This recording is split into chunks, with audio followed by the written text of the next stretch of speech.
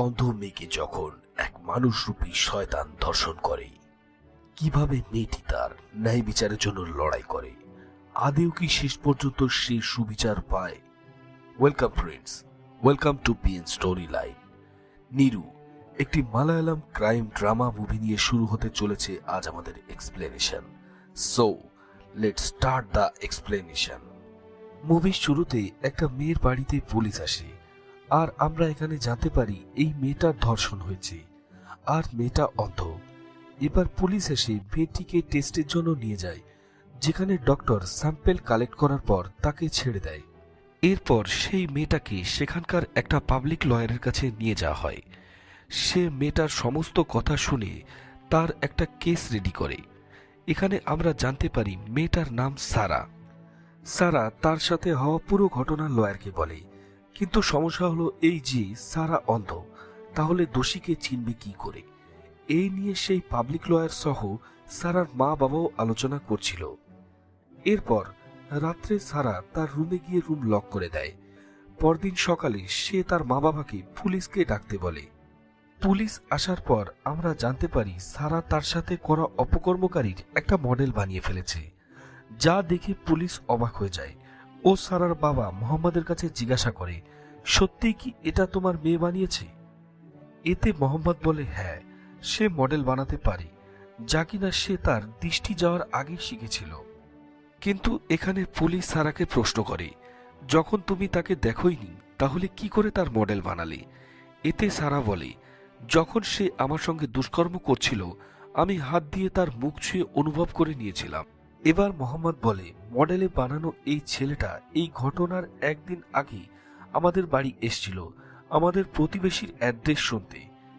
এরপর পুলিশ প্রতিবেশী বিনোদের কাছে গিয়ে জিজ্ঞাসাবাদ করে, যাতে বিনোদ বলে, এই ছেলেটার নাম মাইকেল, এ আমার বন্ধু, আমাকে তার বিয়েতে নিমন্ত্রণ করার জন্য এসছিল, আজ সে ফিরেও যাচ্ছে।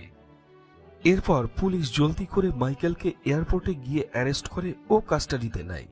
এরপর পুলিশ অন্য ছেলেদের সাথে মাইকেলকে দাঁড় করিয়ে সারাকে ডাক দেয় শনাক্ত করার জন্য। মাইকেলের চেহারা ছুঁয়েই সারা তাকে থাপ্পড় মারে ও বলে, এই সেই ছেলেটা। এবার পুলিশ মাইকেলের উপর জেরা চালু করে দেয়, আর এই খবর সমস্ত নিউজ চ্যানেলে ছড়িয়ে যায়। মোহাম্মদ ও সারার মা সেই নিউজই দেখছিল। এর সাথেই অন্যদিকে আমরা দেখি এই নিউজ শোনার পর অন্য একটি মহিলা তার ছেলেকে বলছে, এইসব তো তাদের সাথে হওয়ারই ছিল, সে তার কর্মফল পেয়েছে। এই মহিলা আর কেউ নয়, এ হলো মোহাম্মদের প্রথম পক্ষের স্ত্রী। নেক্সট সিনে আমরা ক্রিস্টোফার জোসেফ আর তার স্ত্রীকে সোজা তিরুবনন্তপুরম চলে আসতে দেখি তাদের ছেলে মাইকেলকে বাঁচাতে। তারা মাইকেলের সাথে জেলে দেখা করে, তাকে খুব বকাবকি করে, কারণ এই নিউজের পর যার সাথে মাইকেলের বিয়ে ঠিক হয়েছিল তারা কি ভাববে। এই সব বকাবকি কোনো কিছুই মাইকেলের কোনো গায়ে লাগছিল না, উল্টে সে মেজাজ দেখিয়ে সেখান থেকে চলে যায়। এবার মাইকেলের মা তার ছেলেকে বাঁচানোর জন্য ক্রিস্টোফারের কাছে জেদ করতে থাকে। ক্রিস্টোফার ছেলেকে বাঁচানোর জন্য নামকরা উকিল রাজশেখরকে ডেকে পাঠায়, তার সাথেই তার মেয়ে পূর্ণিমাও আসে। সেও রাজশেখরের মতোই ফেমাস উকিল ছিল। ক্রিস্টোফার রাজশেখরকে বলে, মাইকেল যদি বেল না পায় তাহলে তার বিয়ের কি হবে?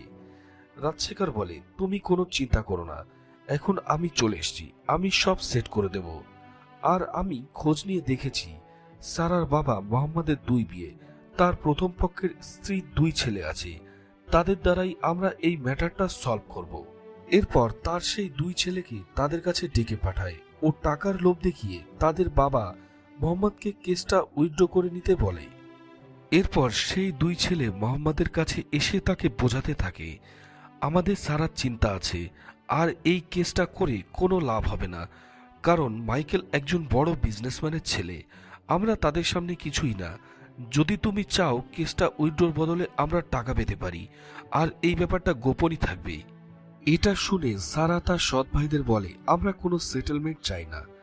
এতে তার ভাইরা তাকে উল্টোপাল্টা বললে মোহাম্মদ তাদেরকে ঘাড় ধাক্কা দিয়ে বাড়ি থেকে বার করে দেয়। রাজশেখর একথা জানতে পারলে তারা সারার সৎ 2 ভাইকে বলে, তোমরা ওখানে মিডিয়াকে ডেকে নাও, যাতে কিনা সারার বদনামি হবে, যাতে সে আপনা আপনি এই কেস থেকে পেছনে চলে যাবে। কিছুক্ষণের মধ্যেই পুরো মিডিয়া সারার বাড়ির সামনে ছিল। এই খবর পুলিশ অফিসার যে কিনা এই কেসের ইনভেস্টিগেশন করছিল সে জানতে পেরে মোহাম্মদকে ফোন করে বলে, মিডিয়া কি করছে তোমার বাড়ির সামনে, এদের থেকে দূরেই থেকো, কারণ এই কেস এখন রাজশেখরের হাতে, সে যে কোনো ম্যাটার উঠিয়ে তোমাকে ফাঁসিয়ে দেবে। নেক্সট দিন সারার কেস কোর্টে চালু হয়, যেখানে বেশিরভাগ লোকই রাজশেখরকে দেখতে এসেছিল। রাজশেখর তার প্রথম বক্তব্যেই সমস্ত পয়েন্ট বলে কথা ঘুরিয়ে দেয় যে যখন সারা অন্ধ তাহলে সে কিভাবে মডেল বানালো। তখন জাজ সারায়ের উকিলকে প্রশ্ন করে, যে কিনা রাজশেখরকে দেখে হড়বড়িয়ে যায়, তাই ঠিকভাবে জবাব দিতে পারে না। এরপর রাজশেখর একের পর এক পয়েন্ট বলতে থাকে, যা দেখে মনে হচ্ছিল এই কেসটা রাজশেখর তার প্রথম হিয়ারিংয়েই জিতে গেছে। অবশেষে সারার উকিল বলে, এভিডেন্স এখনো কালেক্ট করা চলছে। এতে রাজশেখর বলে, কিসের এভিডেন্স? কারণ টেস্টে তো সারায়ের বডিতে কোনো সিমেন্ট পাওয়া যায়নি। সেরকম কোনো এভিডেন্স না থাকার জন্য জাজ মাইকেলকে বেল দিয়ে দেয় ও নেক্সট ডেট দেয়। বাড়িতে সারা মাইকেলের বেল পাওয়ার জন্য উদাস ছিল। অন্যদিকে মাইকেল রাজশেখরের কাছে বসেছিল, যেখানে রাজশেখর মাইকেলের কাছে পুরো ডিটেলসে সমস্ত কিছু ওই দিনের ঘটনা জানতে চায়। কারণ রাজশেখর জানতো মাইকেল অন্যায় করেছে, তবুও সে টাকার লোভে তাকে বাঁচাচ্ছিল। রাত্রে ডিনার টেবিলে রাজশেখর ও পূর্ণিমা এই কেসের ব্যাপারেই আলোচনা করছিল, যেখানে সমস্ত সত্যিটা জেনে পূর্ণিমা বলে, এর তো শাস্তি পাওয়া উচিত। এতে রাজশেখর বলে, তাকে কেউ শাস্তি দিতে পারবে না, কারণ তার বাবার অনেক টাকা আছে, আমি না হলে অন্য কোনো বড় উকিলকে সে হায়ার করেই নেবে। এদিকে আমরা এই কেসের সেই পুলিশ অফিসারকে দেখতে পাই যে মোহাম্মদের কাছে বসেছিল।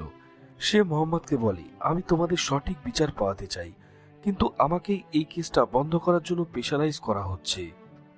এই কেসের জন্য আমরা একটা স্পেশাল পাবলিক প্রসিকিউটরের অ্যাপ্লিকেশন করতে পারি। আমার হোম মিনিস্ট্রিতে কিছু চেনা জানা আছে, তারা এই কাজটা জলদি করিয়ে দেবে। মোহাম্মদ সেই পুলিশ অফিসারের কথা মতোই কাজ করে। পুলিশ অফিসার মোহাম্মদকে আরো বলে, এখন তোমার কাছে অনেক উকিল আসবে এই কেসটা নিতে চাইবে, কারণ এই কেসের মাধ্যমে তারা লাইমলাইটে আসতে চায়, কাজের কাজ কিছুই করবে না, তুমি তাদের কথায় একদম রাজি হও। পরদিন দেখা যায় সত্যি মোহাম্মদের সাথে দেখা করতে অনেক উকিল আসে, বাট পুলিশ অফিসারের কথা মতন মোহাম্মদ তাদেরকে কেসটা দেয় না। নেক্সট সিনে সেই পুলিশ অফিসার কোথাও একটা যাচ্ছিল, তখন তার আহানা বলে একজনের সাথে দেখা হয়। এদের কথার মাধ্যমে আমরা জানতে পারি আহানা এই পুলিশ অফিসারের ভালো বন্ধু, ও একজন সোশ্যাল কোর্টে কাজ করে। অফিসার আহানার কাছে শোনে, তোমার বন্ধু বিজয় মোহনকে কোথায় পাবো, আমি তাকেই খুঁজছি। এরপর তারা দুজন বিজয় মোহনের সাথে দেখা করতে তার বাড়িতে যায়। কেসের ব্যাপার শুনে বিজয় মোহন সেটা লড়তে মানা করে দেয়। আসলে কয়েক বছর ধরে বিজয় মোহন কোনো কেস লড়ছিল না, তাই সে বলে, কেস কিভাবে জিততে হয় আমি তা ভুলে গেছি, তাই জন্য আমাকে এসব থেকে দূরে রাখো। এ কথা শুনে আহানা বলে, ঠিক আছে, শুধু একবার আমার সাথে একটা জায়গায় চলো, তারপরে তুমি যা বলবে তাই হবে। এরপর তারা বিজয় মোহনকে সারার কাছে নিয়ে আসে। এখানে প্রথমে বিজয় সারার সাথে কথা বলতে ইতস্তত বোধ করছিল, কিন্তু সারার নিষ্পাপ মুখ দেখে সে তার সাথে কথা বলে। সারা বিজয়কে বলে, স্যার প্লিজ আমাকে ন্যায় বিচার পাইয়ে দিন। সারার কথায় বিজয় ঠিক করে সে এই কেসটা লড়বে। পরদিন মোহাম্মদ পুলিশ অফিসারের কাছে জিজ্ঞাসা করে, তুমি যাকে এনেছো সে আদেও এই কেস জিততে পারবে তো? এতে অফিসার বলে, আমি যাকে এনেছি ও লতে সবার বাপ। এতে মোহাম্মদ বলে, তাহলে এত বছর ধরে কোনো কেস লড়েনি কেন? এতে আহানা বলে, বিজয় মোহন প্রথমে রাজশেখরের আন্ডারেই জুনিয়র লয়ার হয়ে কেস লড়ত আর সাকসেসও পেয়েছিল। এরপর রাজশেখরের মেয়ে পূর্ণিমাও সেখানে জয়েন করে ও তাদের মধ্যে অ্যাফেয়ার শুরু হয়। এদিকে বিজয় মোহনের খ্যাতি খুব জলদি ছড়িয়ে পড়তে থাকে, যা রাজশেখরের চোখে লাগে। এরপর হঠাৎ একদিন একটা ইম্পর্টেন্ট কেসের ডকুমেন্ট বিজয়ের কাছ থেকে হারিয়ে যায়। তারপর ল কাউন্সিল থেকে তাকে 5 বছর সাসপেন্ড করে দেওয়া হয়। কিছুদিন পর জানা যায় সেই ডকুমেন্টস হারানোর পেছনে রাজশেখরেরই হাত ছিল। এর মধ্যে পূর্ণিমা বিজয় থেকে দূরে চলে যায় ও বড় একজন লয়ারের সাথে বিয়ে করে নেয়। এর 5 বছর পরও সে কোর্টে জয়েন করেছিল, কিন্তু অন্যান্য লয়াররা তাকে দাবিয়ে রাখতে চালু করে যাতে সে কারো আগে চলে যেতে না পারে। নেক্সট সিনে বিজয়কে দেখি সে এই কেসের ব্যাপারেই ভাবছিল। তখনই নিউজে রাজশেখরকে দেখা যায়, সে মিডিয়াতে বলছে এটা তো শুধুমাত্র টাকার লোভে করা কেস। পরদিন থেকেই বিজয় কেস রিলেটেড এভিডেন্স জোগাড় করতে লেগে যায়। বিজয় সেই সমস্ত জিনিসগুলো চেক করে যেটা থেকে মাইকেল এসে এই দুষ্কর্ম করেছিল। এরপর বিজয় যখন পুলিশ অফিসারের কাছে সেই মডেলের ছবি দেখতে চায় যেটা সারা বানিয়েছিল, দেখা যায় ফাইলে একটাও ফটো নেই। মানে নতুন যে ইনভেস্টিগেশন অফিসার এসছে সেই এই কেসের ব্যাপারে সমস্ত ফটো গায়েব করেছে। এবার কেসের ডেট চলে আসে। বিজয় তার সমস্ত কিছু রেডি করে কোর্টে চলে আসে এবং বিজয়কে আহানার বোন অ্যাসিস্ট করছিল, যে কিনা নতুন লয়ারের ডিগ্রি কমপ্লিট করেছে। এবার কেস শুরু হয়, যেখানে সবার প্রথমে সারার মেড সীমাকে কাঠগড়ায় ডাকা হয়, যাতে সীমা বলে যেদিন এই ঘটনা ঘটেছিল সেদিন মালিক মানে মোহাম্মদ ও তার ওয়াইফ একটা বিয়েতে গেছিল, আর আমারও ব্যাংকে যাওয়ার দরকার ছিল, তাই আমি বাইরে থেকে গেটটা লক করে ব্যাংকে চলে যাই। যখন ব্যাংক থেকে আমি ফিরে আসি তখন দেখি মায়ের খুবই খারাপ অবস্থা, বোঝাই যাচ্ছিল কেউ তার সর্বনাশ করেছে। আমি জলদি করে পুলিশকে ফোন করি, ততক্ষণে মালিকও বাড়ি চলে আসে। এবার রাজশেখর সীমাকে তার প্রশ্নজালে জড়াতে থাকে। ও জিজ্ঞাসা করে, তুমি ব্যাংকে কেন গেছিলে? সীমা বলে, আমার বাড়ির লোনের জন্য। মালিকের এক বন্ধু ব্যাংকে আছে, যার জন্য আমি লোন পাচ্ছিলাম। এবার রাজশেখর তার কথা ঘুরিয়ে সব দোষ মোহাম্মদের ঘাড়ে চাপিয়ে বলে, কি জানি মোহাম্মদই তার নিজের মেয়েকে ধর্ষণ করেছে। এটা শুনে সবাই অবাক হয়ে যায়। এবার বিজয় সারার মা অর্থাৎ মোহাম্মদের স্ত্রীকে কাঠগড়ায় ডাকে। ও জিজ্ঞাসা করে, আপনি প্রথম মাইকেলকে কোথায় দেখেন? এতে সারার মা বলে, ২৬ তারিখ বিকালে সে আমাদের বাড়ি অ্যাড্রেস জিজ্ঞাসা করতে এসেছিল। আমরা তখন বিয়েতে যাওয়ার কথা আলোচনা করছিলাম। এরপর সে তার বন্ধুর অ্যাড্রেসে চলে যায়। এটা শুনে বিজয় বলে, মানে মাইকেল প্রথমে ওখানে সারাকে দেখে আর সাথে আপনাদের বিয়েতে যাওয়ার কথাও শুনতে পায়। এবার রাজশেখরের পালা আসে। সে সারার মায়ের উপরই আরোপ লাগায় যে তোমার ক্যারেক্টারই ভালো নয়, তুমি তো বিবাহিত পুরুষের সাথে বিয়ে করেছো, এর থেকে খারাপ কি হতে পারে? এবার রাজশেখর তাকে শোনে সারা কি মোহাম্মদের নিজের মেয়ে, যাতে সে বলে, না, সারা জন্মানোর পর আমি মোহাম্মদের সাথে বিয়ে করি। এতে রাজশেখর তাকে বলে, সেটাও এই জন্য কারণ মোহাম্মদ তোমার স্বামীর থেকে বড় লোক ছিল। এইসব শুনে সারার মা প্রচন্ড কান্না করতে থাকে, কারণ সকলের সামনে তাকে প্রচন্ড অপমান ও লাঞ্ছিত করা হচ্ছিল। এরপর মোহাম্মদকে কাঠগড়ায় ডাকা হয়। তারপর আবার রাজশেখর তার নোংরা প্রশ্নবাণ চালু করে। ও বলে, তোমার ওয়াইফকে বিয়েতে রেখে তুমি নিজে বাড়িতে এসেছিলে, তাই না? তারপর নিজের মেয়ের সাথে এই নোংরা কাজ করেছো। যাই হোক, এরপর কেসের নেক্সট ডেট দেয়া হয়। বিকালে বিজয় সারাকে বলে, ওই রাজশেখর কোর্টে তোমাকে উল্টোপাল্টা প্রশ্নের জালে আটকানোর চেষ্টা করবে, এই জন্য তার প্রশ্ন ঠিক করে বুঝতে হবে আর তার জবাবও দিতে হবে। না বুঝলেও চুপ করে থাকবে, আমি অবজেকশন উঠিয়ে দেব। এরপর দিন সারাকে কাঠগড়ায় ডাকা হয়। ও প্রথম প্রশ্ন এটাই হয় যে তুমি অন্ধ হয়ে গেছো কিভাবে? যাতে সারা বলে, চোখের বিনসে যে ব্লাড সাপ্লাই হয় তা বন্ধ হয়ে যাওয়ার জন্যই আমার এই অবস্থা। এরপর বিজয়মোহন সারাকে জিজ্ঞাসা করে, ওই দিন তোমার সাথে কি কি হয়েছিল? সারা বলে, ওই দিন যখন বাড়িতে কেউ ছিল না, আমি স্নান করে বাইরে আসার সাথে সাথেই কেউ একজন আমার টাওয়ালটা টেনে খুলে দেয়, তারপর আমায় বিছানায় ফেলে আমাকে প্রাণে মারার হুমকি দিয়ে চুপ থাকতে বলে, তারপর আমাকে ধর্ষণ করে। এবার রাজশেখর সারার কাছে জিজ্ঞাসা করে, তুমি এই মডেল কার কাছ থেকে বানানো শিখেছ? যাতে সারা বলে, আমার বাবার কাছ থেকে। এরপর সে আবার জিজ্ঞাসা করে, তুমি মাইকেলের মডেল কেমন ভাবে বানিয়েছ, তাও আবার না দেখে? এতে সারা বলে, আমার সাথে ধর্ষণ করার সময় আমি তার চেহারা ছুঁয়ে অনুভব করেছিলাম। কিন্তু রাজশেখর ঘুরিয়ে ফিরিয়ে কথার মধ্যে মোহাম্মদকে আনছিল যে হতে পারে তোমার বাবাই তোমার সাথে এটা করেছে। কিন্তু বিজয়মোহন সারাকে খুব ভালোভাবে রেডি করে এনেছিল, তাই সে খুব সহজেই সব কঠিন প্রশ্নের উত্তর দিয়ে দিচ্ছিল।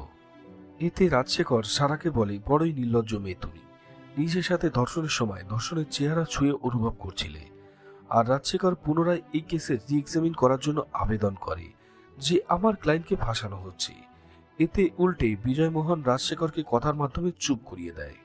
এরপর যখন তারা আদালত থেকে বাড়ি ফিরছিল তখন আহানা বলে, আমরা সারার জন্য সোশ্যাল মিডিয়াতে ক্যাম্পেইন করতে পারি, যাতে সে জলদি জাস্টিস পাবে, তার জন্য আওয়াজ উঠে। নেক্সট ডেটে রাজশেখরকে কোনো কাজের জন্য বাইরে যেতে হয়। তাই তার জায়গায় এই কেস পূর্ণিমা লিড করে। এবার কোর্টে বিজয় মাইকেলের বন্ধু বিনোদ, যে কিনা সারার প্রতিবেশী, তাকে কাঠগড়ায় ডেকে পাঠায়। কিন্তু এখানে সে মাইকেলকে দেখে ঘাবড়ে যায়, যার জন্য মাইকেলের তার বাড়ি থেকে যাওয়ার ডেট ভুল বলে দেয়, যার ফলে প্রপার এভিডেন্সের অভাবে কেসের আবার নেক্সট ডেট দিয়ে দেওয়া হয়। এদিকে সোশ্যাল মিডিয়া ক্যাম্পেইনের জন্য এই কেসের খবর সব জায়গায় ছড়িয়ে পড়ে ও মাইকেলের ভুল নিয়ে বিবাদ শুরু হয়ে যায়। অন্যদিকে মাইকেলকে দেখা যায় যে কিনা বেল পেয়ে আরামসে এনজয় করছে। তখনই তার ফোনে তার হবু স্ত্রীর ফোন আসে। সে মাইকেলকে বলে, এই নিউজের জন্য আমাদের বিয়ে হবে কিনা জানি না। তখনই মাইকেল সোশ্যাল মিডিয়া খুলে দেখে সবাই তাকে গালিগালাজ করছে। তখনই সে রেগে সারার বাড়িতে গিয়ে তাদের ধমক দেয় কেস উইথড্র করে নেওয়ার জন্য, না হলে আরো খারাপ হবে তাদের সাথে। নেক্সট ডেটে কোর্টে বিজয়মোহন এই ব্যাপারটা তোলে যে যতক্ষণ এই ছেলে বাইরে থাকবে ততক্ষণ সারা সেফ নয়। কিন্তু জাজ বলে, তোমাদের কাছে এই কেস নিয়ে কোনো পাক্কা এভিডেন্স নেই, তাই এরকম কিছুই করা যাবে না। এরপর কেস রিলেটেড সবাইকে ডাকা হয়, যেখানে মেডিকেল টেস্ট করা ডক্টর বলে টেস্টে কোনো সিমেন্ট পাওয়া যায়নি, তাই তার থেকে বেশি কিছু উদ্ধার করা যায়নি। এরপর এই কেসের ফার্স্ট ইনভেস্টিগেশন অফিসারকে ডাকলে ওই অফিসার জানায়, আমরা চারিদিক থেকে সারার বানানো মডেলের ছবি তুলেছিলাম, কারণ ওই মডেল যে কোনো সময় ভেঙে যেতে পারত, কিন্তু পরে আমাকে এই কেস থেকে সরিয়ে দেওয়া হয়। এবার পূর্ণিমা ওই ফার্স্ট ইনভেস্টিগেশন অফিসারের কাছে প্রশ্ন করে উল্টে তাকেই বলে, আপনি জানতেন যার উপর আরোপ লাগানো হয়েছে তার চেহারা মডেলের সাথে মিল নেই, এই জন্য আপনি ফটোগুলো সরিয়ে দিয়েছেন। এতে সেই অফিসার বলে, যখন আমি এই কেস অন্য অফিসারকে হ্যান্ডওভার করি তখন ফাইলের মধ্যে ফটোগুলো ছিল, কিন্তু এখন সেগুলো কোথায় গেছে আমি জানি না। এই সময় এই কথা শুনে একজন অফিসারকে আমরা মাথা নিচু করে থাকতে দেখি, তার মানে এই অফিসারই এই ফটোগুলো সরিয়েছে। এরপর পূর্ণিমা তাকে জিজ্ঞাসা করে, ওসব ছাড়ুন, যখন সারা ওই মডেল বানাচ্ছিল তখন আপনি কি তার সামনে ছিলেন? এতে অফিসার বলে, না। এবার পূর্ণিমা বলে, এটাও তো হতে পারে মোহাম্মদ মাইকেলকে ফাঁসানোর জন্য এটা করেছে। এরপর পরবর্তী অফিসারকে কাঠগড়ায় ডাকলে সে বলে, আমাকে যখন কেস হ্যান্ডওভার করা হয় তখন কোনো ফটো তাতে ছিল না, যার ফলে কেস আবার এলোমেলো হয়ে যায় এবং নেক্সট ডেট দিয়ে দেওয়া হয়। এবার বিজয় আহানাকে খবর নিতে বলে ওই দিন মাইকেলের ফোনের সিমগুলো কোথায় কোথায় ট্রাভেল করেছে। তারপর তারা মাইকেল যেখানে যেখানে গেছিল সেখানকার ফুটেজ নিয়ে আসে। সাথেই একটা রেস্টুরেন্ট যেখানে মাইকেল তার বন্ধুর সাথে গেছিল সেখানের এমপ্লয়িকেও রেস্টুরেন্টের ফুটেজ দেখানোর জন্য ডাকা। ফুটেজে দেখা যায় যখন সারার সাথে এই ঘটনা ঘটছিল মাইকেল তখন তার বন্ধুর সাথে এই রেস্টুরেন্টেই ছিল, যা দেখে বিজয় অবাক হয়ে যায়। আর বিজয়ের এই অবাক হওয়া দেখে মাইকেল মুচকি মুচকি হাসছিল। বিজয় বুঝে যায় এই সমস্ত কিছু মাইকেলের কার্যকলাপ, তাই সে রেগে সেখান থেকে চলে। এরপর বিজয় আবার ঠান্ডা মাথায় সেই ফুটেজটা ভালো করে দেখে। তারপর পুলিশ নিয়ে সেই রেস্টুরেন্টে চলে যায়, কারণ সেখানে সিসিটিভি ফুটেজ নিয়ে নাড়াচাড়া হয়েছে। এবার সেই এমপ্লয়িকে ধমক দিলে সেই এমপ্লয়ি ভয়ে সমস্ত কিছু বলে দেয়। নেক্সট ডেটে কোর্টে সেই রেস্টুরেন্টের এমপ্লয়িকে ডাকা হয়। এখানে বিজয় বলে এই ফুটেজের সাথে কারসাজি করা হয়েছে, কারণ এই ফুটেজের আয়না দেখলে দেখা যায় এতে একটা ভেসেল আছে যেটা হঠাৎ করে গায়েব হয়ে গেছে। এরপর বিজয় বলে এই ভিডিওতে ওই সময় মাইকেল আসেনি, তাই তার জন্য এরা ভিডিওটা এডিট করে দিয়েছে যাতে এই এমপ্লয়িও জড়িত আছে। এতে সেই এমপ্লয়ি বলে ওঠে এই সবকিছু করার জন্য আমাকে রাজশেখর বলেছিল। তারপর সে আরেকটা ভিডিও দেখায় যাতে দেখা যাচ্ছে রাজশেখর কিভাবে তাকে ভিডিও এডিট করতে বলছে। এতে এমপ্লয়ি বলে আমি জানতাম এইসব লোক যখন তখন আমাকে ফাঁসিয়ে দিতে পারে, তাই আমিও লুকিয়ে তার একটা ভিডিও করে নিয়েছিলাম। এভিডেন্সের সাথে কারসাজি করার জন্য রাজশেখরের উপর ইনকোয়ারি বসে ও তাকে এই কেস থেকে সরিয়ে দেওয়া হয়, যার ফলে চারিদিকে তার খুব বদনামি হয়ে যায়। এদিকে আমরা আহানাকে দেখি সে মাইকেলের ব্যাপারে কিছু একটা জানতে পেরেছে। কি জানতে পেরেছে সেটা আমরা একটু বাদে জানাচ্ছি। নেক্সট ডেটে রাজশেখরের জায়গায় পূর্ণিমা এই কেসটা লিড করছিল। রাজশেখরও কোর্টে ছিল, কিন্তু ইনকোয়ারির জন্য সে কেসটা লড়তে পারবে না। এবার পূর্ণিমা সিম অপারেটরকে ডেকে পাঠায়। 27 তারিখে মাইকেলের ফোনের লোকেশন কোথায় কোথায় ছিল তা সে অপারেটরের কাছে জানতে চায়। এতে অপারেটর জানায় 27 তারিখে এই সিম তিরুবনন্তপুরম থেকে কান্টালুর গিয়েছিল 6টা থেকে 3টে পর্যন্ত। এবার পূর্ণিমা জাজকে বলে মাই লর্ড, তার মানে মাইকেল ওই দিন স্টেটে ছিলই না, সে তো তিরুবনন্তপুরম থেকে কান্টালুরও গিয়েছিল। এরপর বিজয় মাইকেলের ড্রাইভারকে কাঠগড়ায় ডেকে পাঠায় ও জিজ্ঞাসা করে 27 তারিখে তুমি কোথায় ছিলে, যাতে তার ড্রাইভার বলে আমার বাড়িতে ছিলাম। এতে বিজয় তাকে বলে 27 তারিখ তোমার আর মাইকেলের ফোনের সিম একসাথে ট্রাভেল করছে, এর মানে কি? ড্রাইভার ঘাবড়ে যাচ্ছিল দেখে পূর্ণিমা তার পোস্টের মাধ্যমে ও ইশারায় ড্রাইভারকে চুপ করিয়ে প্রুভ করিয়ে দেয় ড্রাইভার সেদিন ভুল করে তার ফোন মাইকেলের গাড়িতে রেখে গেছিল।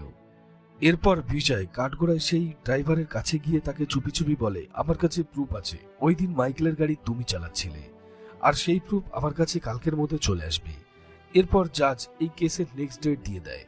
এরপর দিন পূর্ণিমা মাইকেলের বন্ধুদের ডাকে ও জিজ্ঞাসা করে 27 তারিখ মানে যেদিন সারার সাথে ওই ঘটনা ঘটেছিল সেদিন মাইকেল তাদের সাথে ছিল কি না। এতে তারা সবাই জানায় হ্যাঁ, মাইকেল তাদের সাথেই ছিল সেদিন, আর তারা খুব এনজয় করেছে। এরপর বিজয় মাইকেলের এই বন্ধুদেরকে নানান রকম প্রশ্ন করতে থাকে, যেমন মাইকেল সেদিন কি পরেছিল, কোন গাড়িতে করে এসেছিল। এতে তারা সবাই কনফিউজ হয়ে যায়। এরপর বিজয় বলে, এসব ছাড়াও আমার কাছে একটা এভিডেন্স আছে। তারপর সে 27 তারিখে মাইকেলের গাড়ির অন্য একটা গাড়ি সামনে দিয়ে গেছিল তার ড্যাশ ক্যামের ফুটেজ জাজকে দেখায়, যাতে দেখা যাচ্ছে সেই গাড়ি মাইকেল নয়, তার ড্রাইভার চালাচ্ছিল। একই সাথে বিজয় অন্য একটা রেপ কেসের ফাইল জাজকে দেয়, সেটা মাইকেলের নামেই ফাইল করা হয়েছিল, বাট টাকার জোরে সে এই কেসটা থেকেও বেঁচে গেছে। সেদিন বিকালে মোহাম্মদ বিজয়ের সাথে দেখা করে এবং তাকে বলে, আপনি যখন সমস্ত এভিডেন্সই দিয়ে দিয়েছেন তাহলে কোর্ট তাকে কেন শাস্তি দিচ্ছে না? যাতে বিজয় বলে, আমাদের আইন এরকমই, আমাদের এই সমস্ত এভিডেন্স এক করে মাইকেলকে গিল্টি প্রমাণ করাতে হবে, আর আমাদের ভিকটিমও অন্ধ, এই জন্য তার শনাক্তিকরণে অসুবিধা।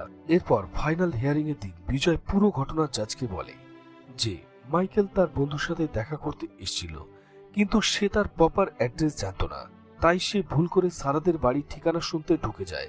তখনই সে সারাকে দেখে ও মোহাম্মদের কথা শুনতে পায় যে কাল দুপুরে তারা বিয়েতে যাবে। এরপর সে তার বন্ধুর বাড়ি থেকে মোহাম্মদ ও তার স্ত্রী চলে যাওয়ার জন্য অপেক্ষা করছিল এবং সেই সাথেই নিজের ড্রাইভারকে অন্য একটি গাড়ি নিয়ে কল করে চলে আসতে বলে। তারপর মাইকেলের বন্ধু যখন নিজের কাজে বেরিয়ে যায় তখন তার ড্রাইভারের সাথে গাড়ি বদল করে নেয় এবং তাকে তার ফোন দিয়ে কান্টালুরু চলে যেতে বলে। এরপর সারার বাড়ির সবাই চলে গেলে সে ছাদের দরজা দিয়ে সারার রুমে ঢুকে যায় এবং কোনো প্রমাণ না রেখে তাকে ধর্ষণ করে দেয়। তখন সারার কোনো উপায় ছিল না, অন্ধ হওয়ার জন্য সে পালাতেও পারছিল না, তাই সে তার চেহারা ছুঁয়েই অনুভব করে নিয়েছিল যাতে সে প্রমাণস্বরূপ তার মডেল বানিয়ে পুলিশকে দিতে পারে। সাথে বিজয় আরো বলে, সারা এত কষ্ট করে মাইকেলকে শনাক্ত করার পরও মাইকেলকে কি করে নির্দোষ বলা যেতে পারে? এতে পূর্ণিমা বলে, কোর্ট শুধু প্রমাণ চায়, আর যদি সারা সত্যিই প্রমাণস্বরূপ মাইকেলের মডেল বানালো তাহলে সে আবার কাউকে মুখ অনুভব করে আরো একটা মডেল বানাতে পারবে। সেই কথা শুনে সারা তার কথায় রাজি হয়ে যায়, কিন্তু এখানে তাকে একটা কন্ডিশন দেওয়া হয়, সে কারোর মুখ ছুঁয়ে অনুভব করার জন্য শুধুমাত্র 5 মিনিট সময় পাবে। এবার পূর্ণিমা তার বাবা রাজশেখরকে পাঠায় সারার কাছে মডেল বানানোর জন্য। সেখানে সারা রাজশেখরের ফেস ছুঁয়ে দেখছিল, আর রাজশেখরও এখানে তার নোংরা গেম খেলছিল। বারে বারে সে সারাকে তার ধর্ষণের কথা মনে করাচ্ছিল যাতে সারা মডেল না বানাতে পারে। 5 মিনিট হয়ে যাওয়ার পর রাজশেখর যখন সেখান থেকে চলে যায় সারা তারপরে তার মডেল বানানো স্টার্ট করে। বাইরে পুরো মিডিয়া দাঁড়িয়েছিল, সবাই সারার মডেল বানানোর জন্য অপেক্ষা করছিল। 6 ঘন্টা কেটে যাওয়ার পর আবার কোর্ট শুরু হয়। সেখানে সারায়ের বানানো মডেলটা পেশ করা হয়, আর সেটা যখন খোলা হয় তখন দেখা যায় হুবহু রাজশেখরের মতো হয়েছে। তারপরে জাজকে মানতে বাধ্য হতে হয় যে সারা সব কথা সত্যি বলছিল। এরপর জাজ মাইকেলকে যাবজ্জীবন কারাদণ্ডে দণ্ডিত করে। সারাও বিজয়কে ধন্যবাদ জানায় তাকে জাস্টিস দেওয়ানোর জন্য। এইখানেই এই মুভিটি শেষ হয়। মুভিটি কেমন লাগলো কমেন্টে জানিও, ভালো লাগলে একটি লাইক করো। এরকম আরো মুভি পাওয়ার জন্য চ্যানেলটিকে সাবস্ক্রাইব করে বেল আইকনটি প্রেস করে দিও। Thank you all, thank you guys.